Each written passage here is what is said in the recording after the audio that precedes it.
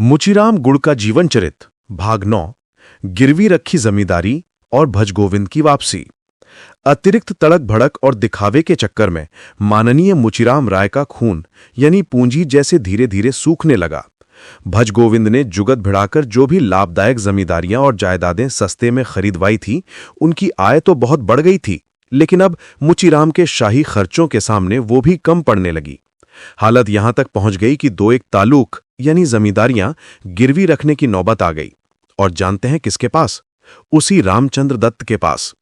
रामचंद्र दत्त का संकल्प इतने दिनों बाद सिद्ध होने वाला था। इसी दिन के लिए तो उन्होंने मुचीराम से इतनी आत्मीयता दिखाई थी, उन्हें इतना बड़ा बाबू बनाया था।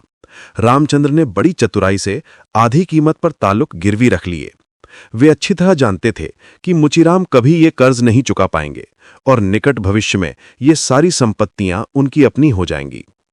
अभी और भी जमींदारियां गिरवी रखी जाती ऐसी दशा थी। ठीक इसी समय भजगोविंद कलकत्ता पहुंचे।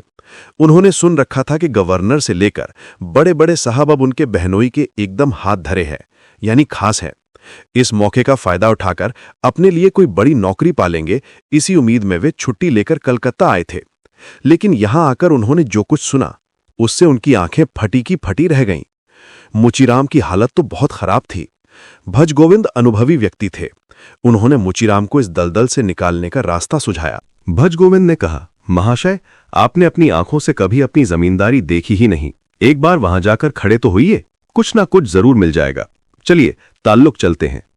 मुचीराम को जैसे अंधेरे में रोशनी मिल गई। वे खुश होकर सोचने लगे, सच तो है, इतनी आसान सी बात मेरे दिमाग में क्यों नहीं आई। मुचीराम ने खुशी खुशी भजगोविंद की बात मान ली। चंदनपुर नाम का वह ताल्लुक, वहीं बाबू सशरीर जा पहुंचे। वहां की प्रजा की आर्थिक स्थिति काफी अच्छी थी।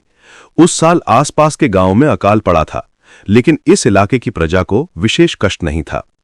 मुचीराम ने पहले कभी प्रजा से मांगन या मटट अतिरिक्त ऊपरी टैक्स वसूल नहीं किया था। वे स्वभाव से निर्विवाद व्यक्ति थे, इसलिए उन्होंने प्रजा पर कभी अत्याचार भी नहीं किया था। आज भजगोविंद की सलाह पर प्रजा के सामने खड़े होकर कातर मुंह बनाकर बोले, मेरी कन्या का विवाह है, बड़ी मुसीबत में पड़ा हूं बाबा, कुछ भिक्षा दो। प्रजा दयालु होती है। जमींदार अगर उदार रहें तो प्रजा भी विपत्ति के समय पीछे नहीं हटती। जमींदार खुद आए हैं, यह सुनकर प्रजा के दल अपनी कमर टैंक में पैसे दबाकर मुचीराम के दर्शन के लिए उमड़ पड़े। मुचीराम का संदूक कुछ ही देर में रुपयों से भर गया। लेकिन इस घटना के पीछे उनके सौभाग्य का एक और द्वार खुलने वाला था, जिसकी उन्होंने कल्पना भी नहीं की थी।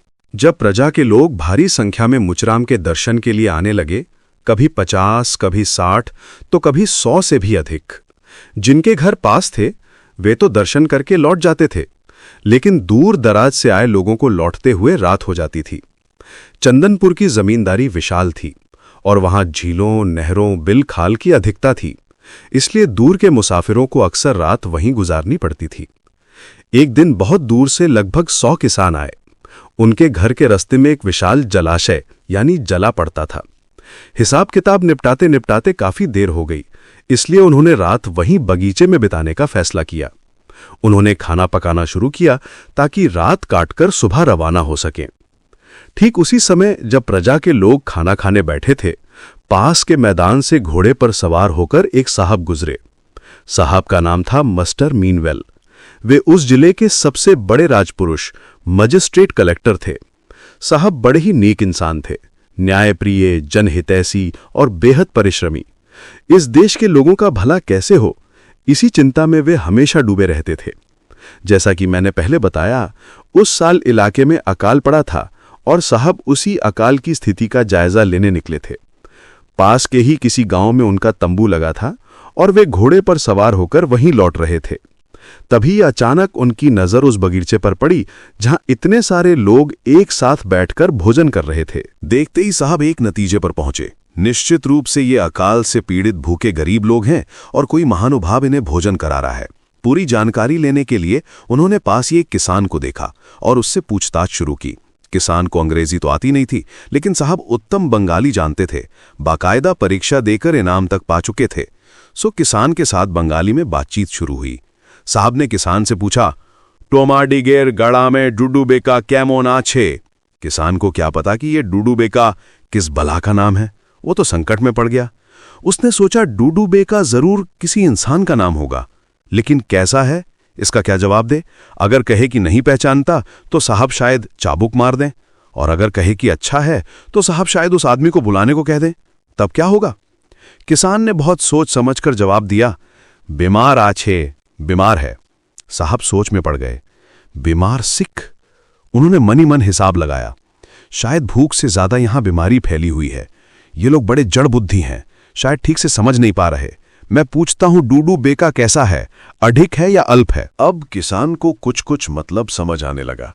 उसने सोचा, ये साहब हैं तो जरूर कोई हाकिम होंगे, और हाकिम जब पूछ रहे हैं कि डूडू बेका कम है या ज्यादा, तो ये जरूर किसी नए टैक्स का नाम होगा।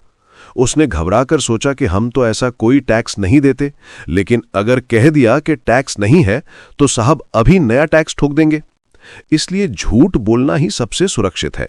साहब ने फिर से अपनी भारी बंगाली में पूछा, तोमादेर गरामे डूडू बेका आटिक ज्यादा किंबा अल्पो कम आछे? किसान ने बहुत ही गंभीर चेहरा बनाकर जवाब दिया, हुजूर हमारे गांव में भारी डूडू बेका है। साहब ने मन ही मन अपनी पीठ थपथपाई। मैं तो जानता ही था कि यहां अकाल का प्रकोप बहुत ज्यादा है। इसके बाद साहब ने बगीचे में खाना खा रहे लोगों की तरफ इशारा करके पूछा, के भोजन कोरिलो? साहब पूछना चाह रहे थे कि भोजन किसने कराया। किसान ने सीधा सा जवाब दिया, प्रजा भोजन कर रही है। साहब अब झल्ला गए और बोले, टाहा आमी जाने, they eat that I see, but who pays, टाका कहार। अब वो किसान तो अच्छी तरह जानता था कि जितनी प्रजा आ रही है सब अपनी कमर से पैसा निकालकर जमींदार के संदूक में डाल रही है।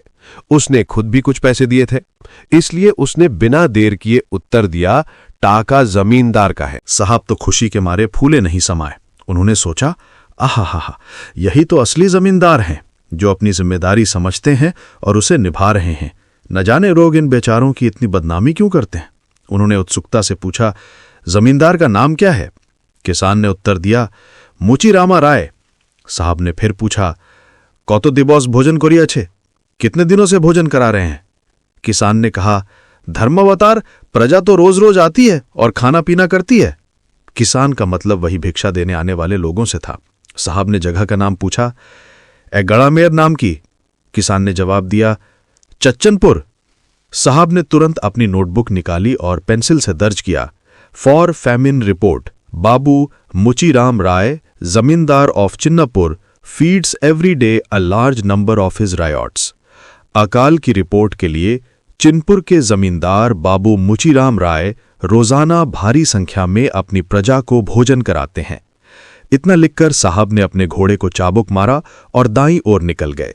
उधर किसान ने गांव में जाकर शोर मचा दिया कि एक साहब 1 रुपए पर 8 आने का नया टैक्स लगाने आया था, पर किसान बाबू की चतुराई के कारण साहब को मुंह की खानी पड़ी और वे उल्टे पांव लौट गए। प्रिय दोस्तों, अंत तक साथ रहने के लिए धन्यवाद। कृपया हमें प्रोत्साहित करने के लिए इस वीडियो को लाइक, शेयर और सब्सक्राइब करें। आपका सहयोग ही हमारी सबसे बड़ी प्रेरणा है। धन्यवाद।